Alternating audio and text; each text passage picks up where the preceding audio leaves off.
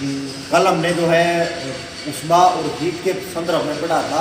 उसमें हमने जाना था कि वेल्डिंग में उष्मा और हीट की क्या उपयोगिता, उष्मा तथा तापमान की क्या उपयोगिता है। ठीक है, उष्मा और टेम्परेचर जो है के बारे में हमने तमाम प्रकार की चीज़ें देखी थी, जैसे उष्मा के कितने प्रकार होते हैं, ठीक है, क्या क्या उसकी उपयोगिताएं हैं, ठीक है, ताप, विभिन्न प्रकार के तापों का मापन कैसे किया जाता है, तो वो तमाम चीज़ें उस चैप्टर के अंदर हमने पढ़ी थी। तो आज का जो हमारा चैप्टर है वो है types of oxy acetylene flame, यानी कि ऑक्सीजन तथा एसिटिलीन गैस के से मिलाकर बनाए जाने वाले फ्लेम कितने प्रकार के होते हैं और उनकी उपयोगिता क्या है। ठीक है, तो इस चैप्टर के अंदर हमें वो चीज़ें देखनी है। तो जो हमारा ये होता है फ्लेम जो होते हैं बेसिकली 3 प्रकार के हैं। एक होता है हमारा न्यूट्रल फ्लेम, न्यूट्रल फ्लेम। दूसरा होता है कार्बोनाइजिंग फ्लेम और तीसरा होता है हमारा ऑक्सीडाइजिंग फ्लेम। ठीक है, 3 प्रकार के फ्लेम हैं, न्यूट्रल फ्लेम, कार्बोनाइजिंग फ्लेम और ऑक्सीडाइजिंग फ्लेम। अब चित्र के द्वारा इसको हम देखते हैं। तो ऐसा फ्लेम, ऐसी ज्वाला जिसकी भीतरी इनर कोर जो होता है वो राउंड शेप में होता है, हल्की गोलाकार आकृति होती है, उसको हम क्या बोलते हैं, न्यूट्रल फ्लेम बोलते हैं। ठीक है, ये इनर कोण होता है, तो भीतरी कोण दिखाई देती है हमें, और ये आउटर एनवेलप होता है, बाहरी आवरण जिसको हम कहते हैं। ठीक है, ये वेल्डिंग टॉर्च होती है हमारी, जिसके अंदर से फ्लेम निकलती है, दोनों कैसे जलती हैं। ठीक है, फ्लेम तैयार करने से पहले हम टॉर्च के ऊपर लगे एसिटिलीन वाल्व को हल्का सा खोलते हैं और स्पार्क लाइट की मदद से फ्लेम प्रज्वलित करते हैं, और धीरे धीरे ऑक्सीजन वाल्व को सेट करके हम फ्लेम का निर्माण करते हैं। ठीक है, तो न्यूट्रल फ्लेम जो होता है एक ऐसा फ्लेम जिसके अंदर दोनों गैसों की बराबर मात्रा होती है, तो ऑक्सीजन भी 50% के रेशो में होती है और एसिटिलीन भी, तो दोनों का रेशो जो होता है वो 50-50 का होता है। ठीक है, दोनों गैसें बराबर मात्रा में मिलाई जाती हैं इसमें और इस फ्लेम का निर्माण किया जाता है। ठीक है, तो इसको उदासीन ज्वाला भी कहा जाता है, हिंदी में इसको क्या कहते हैं, हम उदासीन ज्वाला भी कहते हैं, न्यूट्रल फ्लेम भी लिख सकते हैं। ठीक है, तो ये जो फ्लेम होता है दोनों गैसों को बराबर मात्रा में मिलाकर तैयार किया जाता है। अधिकतर धातुएं इसी फ्लेम के द्वारा जोड़ी जाती हैं। ठीक है, हम प्राय जो है stainless steel, copper, aluminium, mild steel तथा कास्ट आयरन जैसी धातुओं को न्यूट्रल फ्लेम का इस्तेमाल करके जोड़ सकते हैं।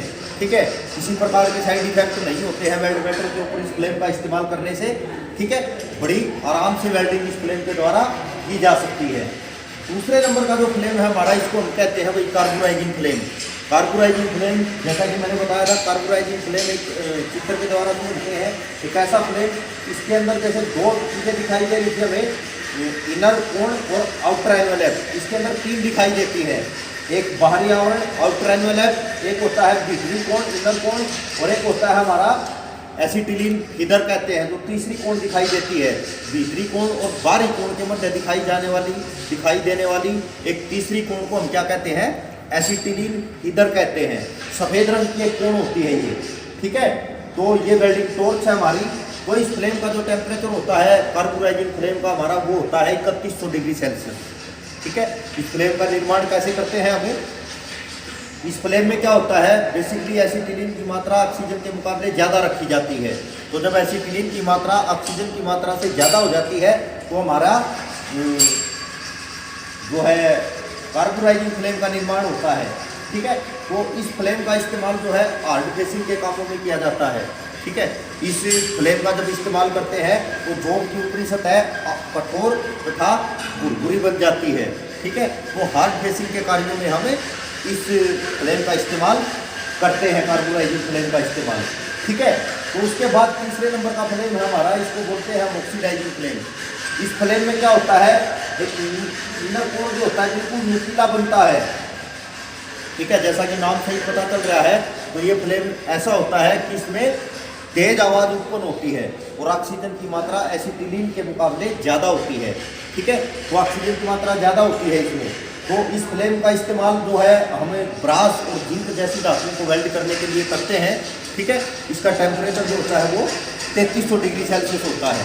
ठीक है, और बाकी दूसरी धातुओं के लिए, एल्यूमिनियम वगैरह के लिए इसका इस्तेमाल नहीं करना चाहिए, क्योंकि तेज गति होने के कारण, तीव्र वेग होने के कारण वो पिघली हुई धातु बह सकती है।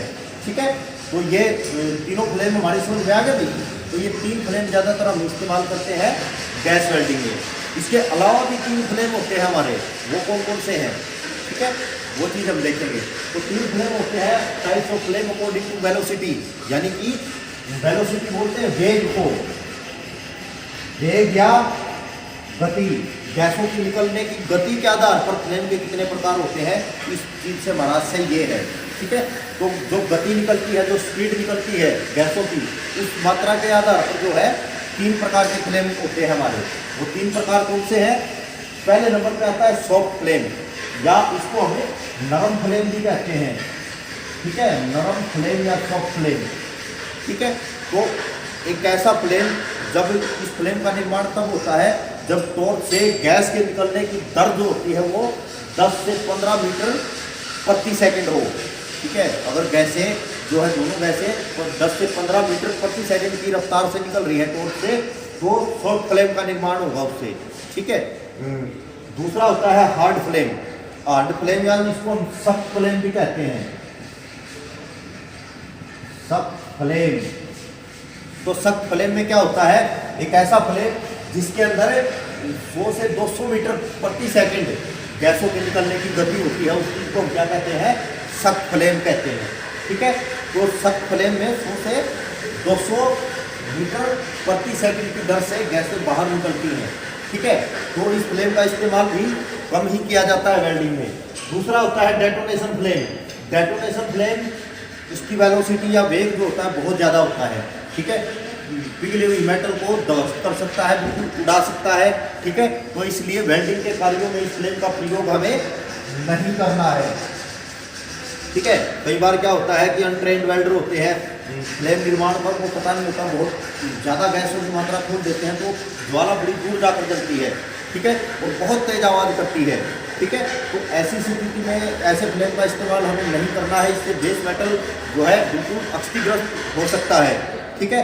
तो ये 3 प्रकार के फ्लेम जो होते हैं हमारे, ये अकॉर्डिंग टू वेलोसिटी या वेग के अनुसार होते हैं, ठीक है।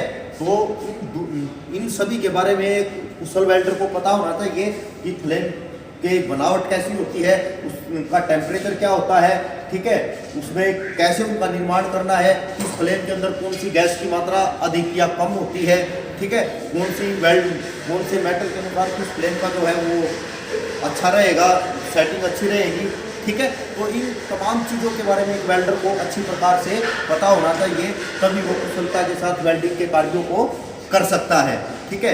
अगर उसको इसके बारे में अच्छी प्रकार से नहीं पता होगा तो फिर वो अच्छी प्रकार से वेल्डिंग नहीं कर पाएगा, और वेल्डिंग में जो है तमाम प्रकार के दोष उत्पन्न होने की संभावना बढ़ जाएगी, ठीक है। तो एक अच्छे वेल्डर को फ्लेम निर्माण की विधि, ठीक है, चाहे वो हाई प्रेशर पे काम करे चाहे लो प्रेशर पे काम करे, परंतु उसको फ्लेम निर्माण के बारे में अच्छी प्रकार जानकारी होनी चाहिए, ठीक है। उसको वेल्डिंग वाल्व के, टॉर्च के वाल्वों के विषय में तथा गैस एडजस्ट करने के संदर्भ में भी अच्छी प्रकार से पता होना चाहिए, ठीक है, ताकि गैसों की सेटिंग के बारे में उसे पता लग सके। ये चीज़ें उसे पता होनी चाहिए वेल्डर को, ठीक है, तभी वो कुशलता से काम कर पाएगा, ठीक है।